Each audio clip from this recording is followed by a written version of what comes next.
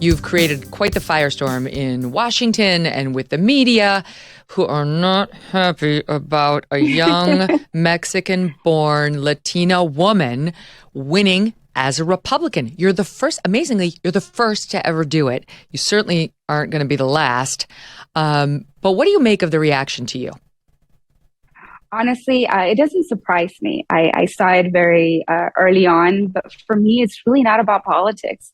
I was born and raised in Burgos, Tamaulipas, Mexico, raised with strong conservative values to always put God and family first. And I'm just not willing to put my values aside for no political party. And when I came here to the United States, I was raised with those same values. It didn't change because I moved here to the United States. Those values live in me. They're within me, and I'm proud of it. And I want our children to grow with the same values. And that's who we are here in South Texas. I really don't know any different. South Texas is very conservative. We've always put God and family first. We're all about hard work. That is just who we are. And that's why I felt very confident when I decided to run, because I know my district, I know my people better than anyone. And I knew that if I focused on our values and the issues that really matter to the district, that we would be successful.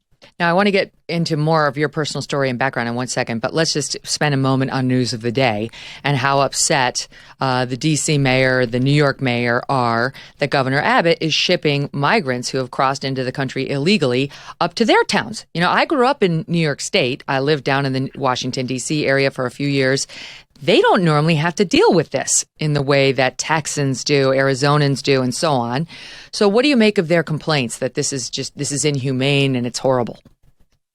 Well, I thought they were supportive of immigrants. I thought that they love immigrants, that they want immigrants here in the United States. That's what they've been saying all this time. And all of a sudden, they don't want them in New York. They don't want them in their cities. It just blows my mind, because they were okay with what's happening here in South Texas, because I call it a humanitarian crisis. I really do. It's the Biden administration's policies that encourage illegal immigration, knowing the serious dangerous journey that they will have to go through to come here to the United States. They don't care about that. And we do care. We care about the immigrants. We care about their safety. We care about the American people. That is why we advocate for legal immigration, so the good people can come here to the United States where it's safer, where they don't have to go through such dangerous journey.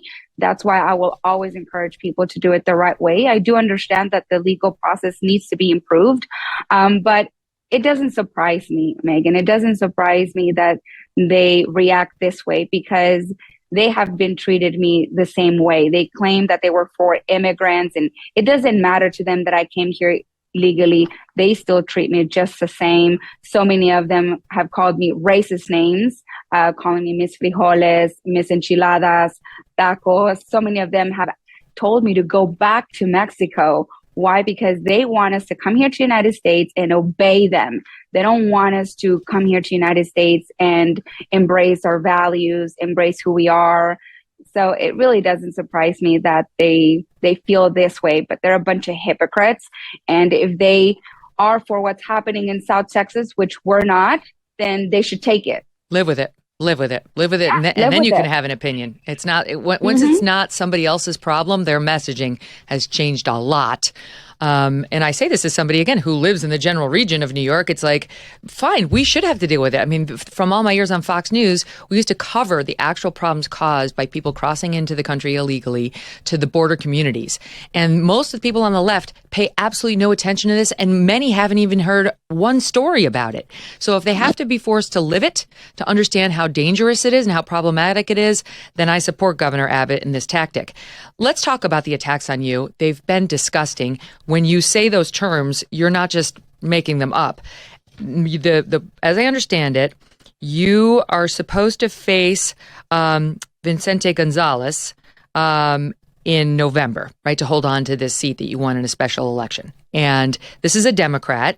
He's represented Texas 15, this district, since 2017. There's been some redistricting, which we can talk about in a second. But anyway, the point is, he's your opponent.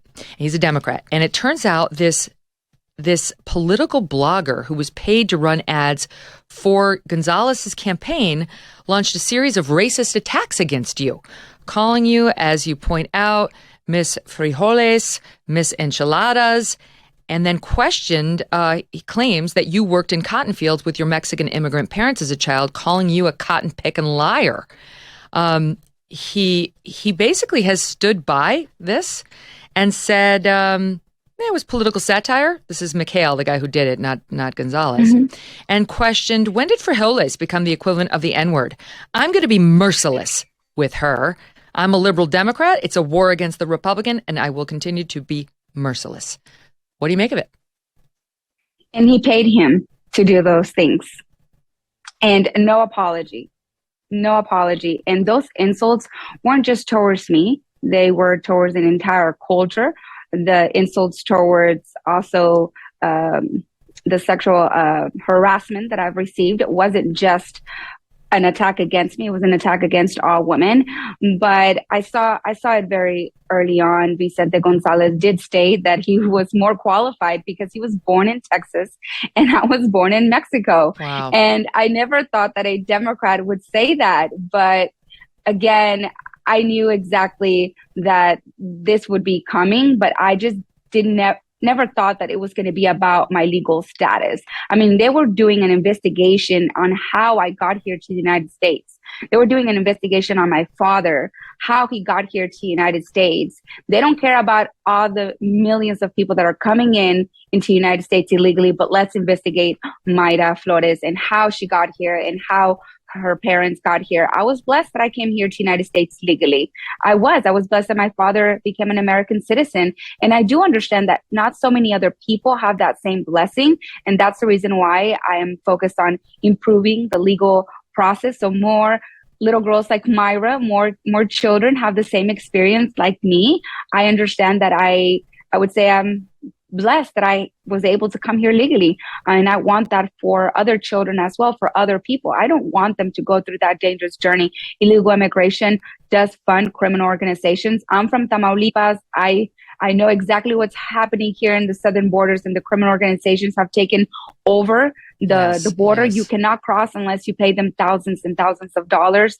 Women are being abused. Children are being abused. We have a real problem here in the United States with child sex trafficking. And if we want to put an end to that, we must secure our borders and focus on legal immigration. Yeah. Well, I mean, more and more the Democrats are being forced to pay attention to this because they see how important it is in the polls. But I will say Gonzalez said in a statement to the Washington Post, his team, quote, advertises on many platforms and they have no control over the editorial content. Quote, we do not pay for political attacks and we will not be advertising on this platform again, adding that he condemned the offensive remarks on the platform just as he condemned Trump's racist rants about Mexico. So you know, the dodge, right? Like the equivocation. It's not at all clear to me that Gonzalez disliked what Mikhail said about you, notwithstanding what he's now saying. If you're like me, you're growing more and more concerned about the future. The market is all over the place, and inflation is at its highest level in 40 years. Interest rates are skyrocketing. Market experts not only predict a recession, well, some say we're already in one, but they're using scary terms like economic hurricane and unprecedented. Now, if you want to protect your future, call a precious metal dealer I trust, American Hartford Gold. They can show you how to protect your savings and retirement accounts by diversifying your portfolio with physical gold and silver. All it takes to get started is a short phone call, and they will have physical gold and silver delivered right to your door or inside your IRA or 401k. And they keep it simple. They are the highest rated firm in the country with an A+ rating from the Better Business Bureau and thousands of satisfied clients. And as an exclusive offer for my fans, if you call them right now, they will give you up to $1,500 of free silver and a free safe on qualifying orders. So don't wait. Call them now. Call 866-518-2955. 866-518-2955. Or you can text my name, Megyn, to 65532. Now that's spelled Megyn. My mom said it was like OBGYN. MEGYN. Text MEGYN to 65532. All right? That's calling 866-518-2955 or text MEGYN to 65532. Hey, thanks so much for watching. If you like what you just saw, hit the subscribe button for more clips and full episodes.